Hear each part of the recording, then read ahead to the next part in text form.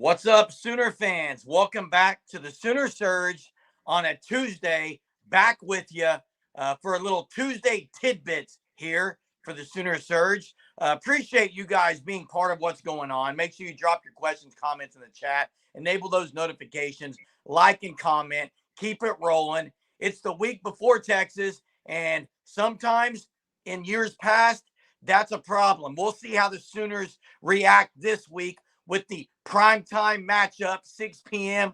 against the Cyclones of Iowa State, a team that OU should handle, and we'll see what they do this week. So first, let's talk about some Tuesday tidbits. We have the captains that have been released, right? Rondell Boss, LV Bunkley Shelton, Key Lawrence, Marcus Stripling, and Tolly Walker, guys. Yeah, get started with Rondell Bothroyd. Bothroyd had a sack on fourth down. Doesn't count on the stat book because Kendall Dolby was mysteriously in the neutral zone after the play was complete. I don't know how you can throw that flag as Bothroyd made a sack with one arm because he was getting held that bad. Coincidentally, 0 holding penalties called for the Bearcats this past week. Big 12 play is in full swing. The Big 12 officiating crew going to do everything they can to make the Sooners work for the wins. Yeah, and honestly, Bothroyd, guys, Bothroyd has been – I thought that was one of his best games of the year. He definitely got a lot of quarterback hurries and pressure. Maybe didn't get the sacks except for the one-handed, which wasn't coincidentally not called. It's very much not – we know what it is, okay, with that. But Bothroyd has provided some pressure now. He's becoming maybe that threat on the end that we thought he could be, and that's exciting because they're going to need that, especially in 2 weeks. Yeah, Rondell Bothroyd looked like the number 1 rated defensive end, according to PFF, the number 1 defensive lineman in the transfer portal, according to a few outlets this past week. He looked every bit of the veteran leader from transfer from Lake Forest. To see him get that captain nod this week, it's very good to see. He deserves it. Yeah, I agree with everything y'all said on Bothroyd. I mean, he's I think the word for him is steady. I mean, he just, you know what you're going to get from him every week. Yeah, moving on to another guy that had a really good performance this week, Key Lawrence. Back-to-back games with an interception. Also had 3 tackles this past week. Named captain for the Iowa State game.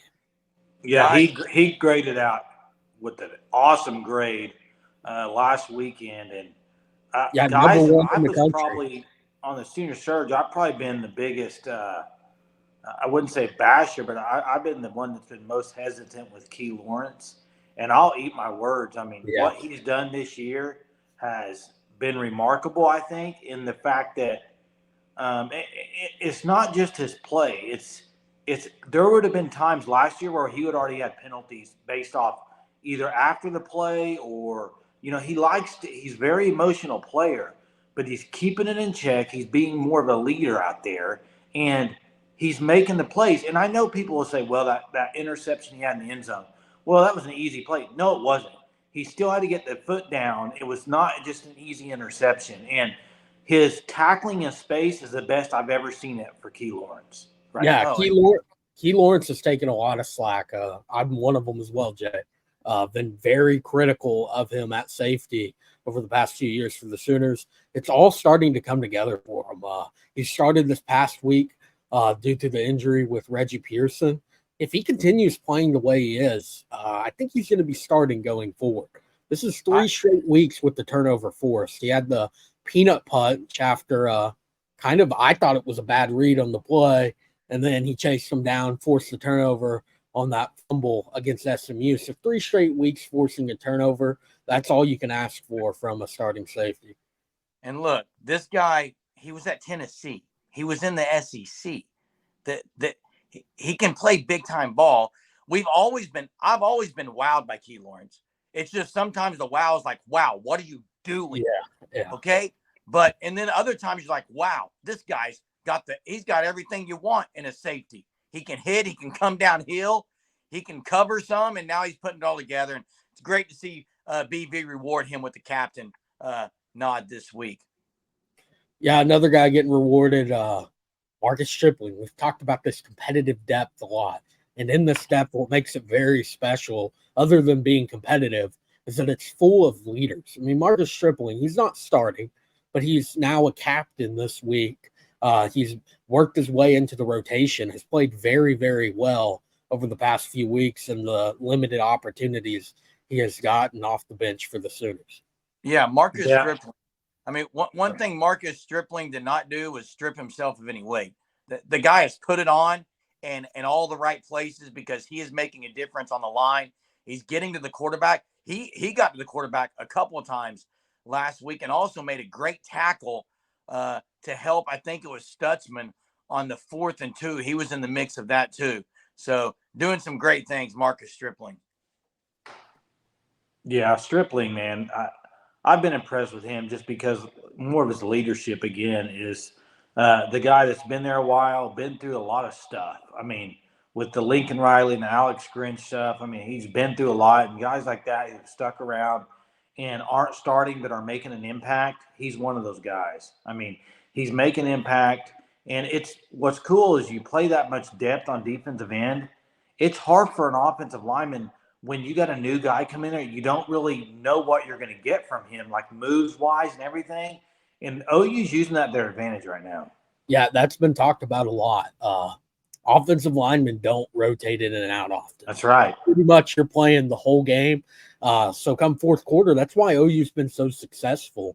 They've said it a lot on the defensive side of the ball is because they're fresh. They're able to rotate in these defensive linemen, and a lot of them have different techniques. I mean, PJ is a lot different of a player than like Trace Ford or Ethan Downs. Yeah. But they're equally good. They've all made plays, Marcus Stripling as well. The interior guys, Isaiah Coe, Jonah Lulu, Dejon Terry, they all have. So to be able to be fresh when it matters most in the fourth quarter is really going to play to the Sooners' advantage as the season progresses and going into Texas next week. Fifth and final fourth captain, the other one we have not mentioned, LV Bunkley Shelton, is a captain this week. He did not record any stats against Cincinnati, but he is a captain this week. So final, Tawee Walker. Wasn't his best performance. Marcus Major got the chunk of the carries this week against Cincinnati. Tawee Walker had 5 rushes, 15 yards, 2 receptions for 27 yards. Put a dude in the ground on one of those receptions. Very great call by Toby Rowland. He's full of those, but his Tawee Walker call was one of the best of the week. Yeah, Tawee Walker, every game he plays, there's going to be a moment where we say, wow, that was impressive. That's one thing you're going to for sure get. I mean, that screen pass or the pass over the middle where he broke a couple tackles too and actually showed a little bit of shimmy there. And was able to extend the play even longer. Tawee Walker, much deserving of a captain. And real quick, on the LV Bunkley Shelton thing, I know he's played some special teams too quite a bit. And he's definitely going to have a hard time getting on the field at receiver. But I think he's contributing in other ways, obviously, or BB would not be giving him this captain role. But yeah, Tawee Walker, it'll be interesting if Levy goes with the Tawee Walker-Marcus Major duo, or are we alternating going back to the Barton Sawchuk duo? That will be interesting to see. Yeah. That'll be interesting. And I mean, Venables tonight on his coach show on Rudy's was asked that about the running back room. And he said, hey, DeMarco Murray is a very demanding coach. And basically he's going to play it out right now with whoever's earning that spot is going to get it. And he mentioned that Barton and Sawchuk, they were coming off injury when the season started, and they're just still trying to get worked in, and even on practice, trying to get practice where they're not going to get re-injured. And there's just a lot, I think, that goes into all that. And DeMarco Murray is playing the guy that he thinks is ready for the Saturday game, pretty much at the either had the best week of practice or whatever it may be. I do think, I mean, Walker's been great this year. He's been. I was one of the ones in the offseason when I heard all the talk about Walker, even in the spring game, I was like, I think that's just talk. I don't really know. But that's been proven wrong. He is legit at running back for OU. I do think this week, I think you will see more Barnes and Sawchuk this week. I really do. Yeah, that's one great thing to have is you have Barnes and Sawchuk. They're two sophomores. Sawchuk is a redshirt freshman. He redshirted last year, but Barnes is a sophomore, not Sawchuk. Sorry, sophomore. And coming off of those injuries, and the fact that we're able to kind of slowly put it back into the offense because we have the production of Colby Walker and Marcus Major in that running back room is huge. Those two guys have been very good this season. Can continue to be very good for the Sooners if Barnes and Sawchuk, for whatever reason, need more time to get readjusted to live reps. Yeah, and you know what I would like to see? I mean, if it would work out, it would be like, if y'all remember a few years ago, I don't know how many years it's been, but Kennedy Brooks was like your main guy, and then they would bring Sermon in. Yeah. And Sermon would just pound on him. And you could really use Walker. I mean, Walker, if one of those other guys would step up, I think, and be the lead guy, then you bring Walker in and just punish him. You also had Sermon and Brooks played together a lot. And I think we are going to see more of the two-back set. It's definitely been shown once or twice. I think they'll get to that more. And Iowa State, guys, Iowa State does have a pretty good front. I think one of their strengths is the run defense. So OU's run game should only improve as the season progresses. Yeah, but OSU, the running back for OSU, he ran for like 120 yards, 6 yards a carry. I know. Last week. And I think that's one thing, moving into other tidbits here before we get off here. One thing I want to see as a Sooner fan is this is the game in years past, maybe OU slacks and it's closer than it should be. This is the game OU needs to go in there and take care of business. Shut them out, at least from touchdowns perspective. The defense shows that, okay, we're not going to slack just because this is a game that OU should dominate in, because everyone knows what's on the horizon. And if Venables can keep these guys' heads straight and keep their focus on what they've been talking about focusing on, then to me, everyone's bought in wholeheartedly, and this team's ceiling is very high. But if you start allowing teams like Iowa State and you start allowing, busted coverages and focus isn't there, then there's going to be questions again. So I'm just really looking forward to that this week, that OU would put the hammer down early, often, and continue to show this type of physicality they've been playing. Yeah, Iowa State, you mentioned their rushing defense. They're 47th in the country in rush defense. So kind of just middle of the road there. Would expect the run game. I really think this is going to be a game that they're really going to want to get it going. Jeff Levy, he's a run-first coach. I've mentioned it a lot. Back-to-back years, he's led his conference in rushing yards. This year, it's not happened so far. You have Texas next week. They obviously aren't going to be looking ahead, but you need to get stuff like that kind of cruising. We saw a very good rushing offense for a drive in the third quarter. Marcus Major was getting fed, had a few rushes. I think he had like one for 20 yards in that drive where the run game was really going. I would like to see that kind of open up again this week against Iowa State. So going into Texas, you have that, then you can get the passing game rolling off of the run game. Yeah, to me, that's the big thing about this weekend. Is I don't think Iowa State's very great offensively, but I do think defensively they are a good defensive coach team. They always are every year, and they are again this year. They're pretty decent defensively, and I think that's the key. Is you have to have a good game offensively going into Texas. You can't be stumbling, because if you look at it, if they kind of stumble offensively this game, then really you go back to SMU. That's only one of the last 4 games that's been great offensively, and that would have been the game after SMU, right? So I think that's TU, but I hope the offense gets it going this week, leading into Texas, and they have, like Jeremy said, a massive performance. Last thing I'm going to say is I got to give it up to Oklahoma football, the video department. They're killing it.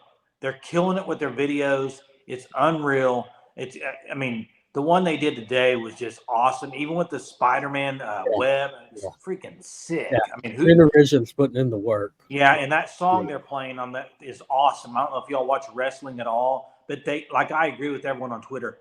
We got to play that Saturday night, boys. Yeah, Oh, yeah. we need a song. Everyone has a song for home games, and OU doesn't really have that. Maybe some Zach Bryan or Toby Keith. We know that's not going to get you pumped, man. You got to need pump music, man. We know the environment's going to be probably pretty insane. Saturday night, 6 p.m. Great news on the injury front. We did hear tonight. BV did talk about Jaron Kanick. You see how many tackles he had last week. He just was really being aggressive and chasing guys downhill. Had a great game. Scary moment, obviously, when he went out. But according to BV on the coach's show there at Rudy's, that is practicing, and that seems to be a very good news for where we were, 2 days ago. We'll get other things to you this week as we get them. There's some other injury situations, be interesting with Savion Byrd and some others that maybe are Mason Thomas that were close. We'll see with them, and we'll make sure we have that out. We also have an Iowa State play-by-play guy, beat writer that possibly will be joining us come Thursday. So make sure you guys have subscribed to what's going on here at the Sooner Surge. You don't have to look elsewhere. Just be subscribed to the Sooner Surge. We keep it all here. We'll have it all. Drop your questions and comments. Appreciate it. Till next time. Boomer.